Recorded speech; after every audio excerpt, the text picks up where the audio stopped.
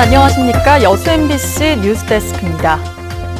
전남개발공사가 여수 중림지구 도시개발 사업을 재검토하기로 함에 따라 적지 않은 파장이 예상됩니다. 전남개발공사는 최근 중림 1지구 도시개발 사업 추진을 잠정 보류하고 지방공기업평가원에 타당성 검토를 의뢰했으며 이는 당초 2,866억 원을 책정했던 사업비가 1,200억 원가량 증액될 것으로 예상되기 때문이라고 밝혔습니다. 중림지구 도시개발 사업은 여수시 소라면 중림리 100만 제곱미터에 6천여 세대 규모의 택지를 2021년까지 조성하는 사업입니다. 이번 사업성 재검토로 최소 수개월의 사업 지연이 불가피해졌고 검토 결과가 부정적일 경우 사업 자체가 무산될 수도 있어 벌써부터 파장을 우려하는 목소리가 높습니다.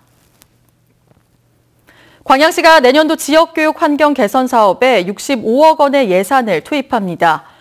광양시와 광양교육지원청은 최근 교육환경개선위원회를 갖고 관내 88개 학교로부터 신청받은 사업에 대해 형평성과 적정성, 효율성을 따져 창의융합 인재 육성과 학교시설 지원 등 10개 분야의 65억 원의 사업비를 시 예산에 반영하기로 했습니다.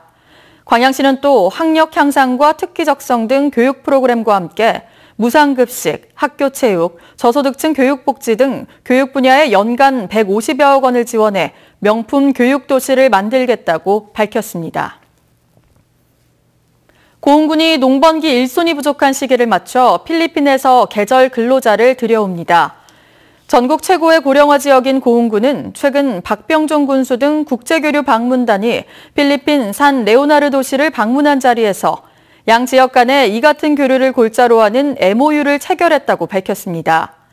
고흥군은 이에 따라 계절 근로자 제도를 내년부터 시행해보고 결과에 따라 그 규모를 확대해 나갈 계획이며 필리핀의 유휴 인력이 계절에 맞게 단기 인력으로 공급되면 인력난 해소에 도움이 될 것으로 기대하고 있습니다. 양 자치단체는 또 농수산업과 경제, 문화, 교육, 관광 등 공동 관심 분야에서 다각적인 교류와 협력을 추진하기로 합의했습니다. 순천공고 학교숲이 제17회 아름다운 숲 전국대회에서 공존상을 수상했습니다. 사단법인 생명의 숲이 개최한 이번 대회에서 순천공고 학교숲은 과거 순천사범대학 시절의 근현대 정원 양식과 건물이 그대로 남아있고 본관 앞에 희귀 수목인 녹나무 거목들과 향나무, 반송, 은행나무 등 수령 50년 안팎의 침엽수들이 어우러져 도심 속 학교숲으로서 생태적 가치가 높은 평가를 받았습니다. 특히 내년 전국 기능경기대회가 순천공고를 중심으로 전남 지역에서 열려 순천공고 학교숲은 전국적으로 명성을 더할 것으로 기대됩니다. 여수 산단 주변 마을의 안전을 위해 공장과 인접한 화재 취약 가구에 소방용품이 지원됐습니다. LG화학 여수공장과 여수소방서는 오늘 여수 산단 인근 해산마을에서 스프레이형 소화기와 화재 감지기 등 500만 원 상당의 소방용품 전달식을 갖고 용품이 지급될 180세대를 대상으로 장비 설치와 사용법 설명 등 대민 지원 활동을 펼쳤습니다. 소방서 측은 노인 인구 비율이 높은 마을의 경우 화재 발생 시 화재 사고로 번질 수 있다며 화재 예방과 신속한 대처를 강조했습니다. 순천시 별량면 구룡 1호 창고를 시작으로 다음 달 6일까지 순천 지역에서도 2017년산 공공비축미곡과 시장 격리곡 건조벼 매입이 추진됩니다.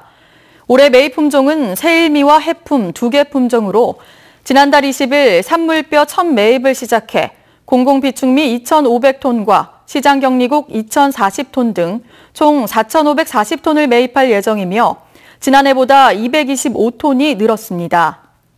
올해 수매대금은 작년과 달리 우선 지급금을 지급하지 않고 올 연말까지 전국 평균 산지 쌀값을 조사해 매입 가격을 확정한 다음 내년 1월에 지급합니다.